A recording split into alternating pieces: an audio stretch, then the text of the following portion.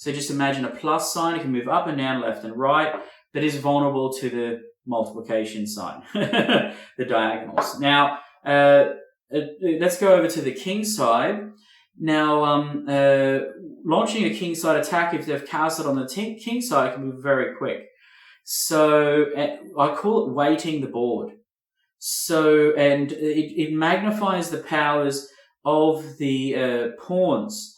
So, for example, the edge pawns are stronger when you have a Knight Brigade with them. Okay, the infantry coordinate with the knights. So, I'll give you an example. Say that you've played the knight to the center. Let's just say it's the most natural move. And then you've actually launched down the center pawns either this way, or you've moved the heavy over to the G file. That's H is the edge, G file, and then or the King Knight file, and then the pawn advances. Okay, this pawn can be just as deadly as this pawn, or the pawn sacrifice. But let's say the H pawn, the King Rook pawn, advances down the board.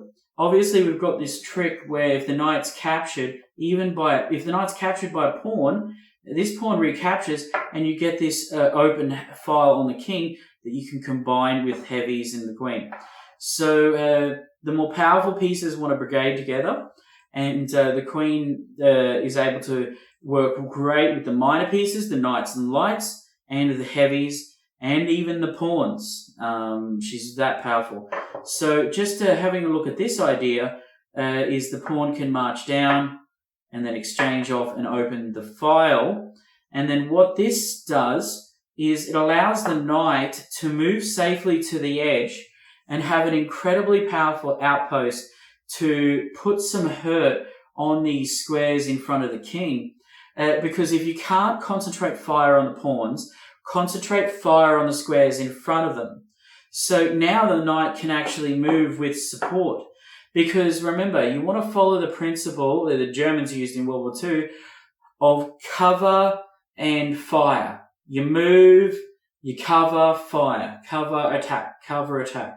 So you're moving with safety. You want to create open roads to move your heavies and open files and so on. So open ranks, open files. And you want to coordinate. So if you can't coordinate your heavies down one file, if you can't barrage them together down one file, how you remember barrage is park the car in the garage, barrage. If you can't get him in that way, perhaps you can open up this pawn, exchange it off, and perhaps you can exchange off this pawn, and now suddenly your heavies are coordinating. They're spending time on target together. And a rook on the 7th rank is money in the bank. A rook on the 7th is a pig in the sty. And to kill the king cannot move. And so this rook is cutting off the king on that back rank in that end zone completely. So you can see how they're coordinating together. And the edge pawns want to advance. They've got that magnify the power of the rook, and we can see how the knights will combine with the open files on the flare out. We can see this aggressive square is looking at this square. Now we have 3 pieces spending time on target. See, there's something called overprotection, where you overprotect an entry square, a key square, a center square, or defensive square. And there's also over attack. Over attack, or time on target, is the concept that you concentrate your fire and then their defense folds. Their zone defense can't hold, and their piece on piece defense can't wipe you off the board.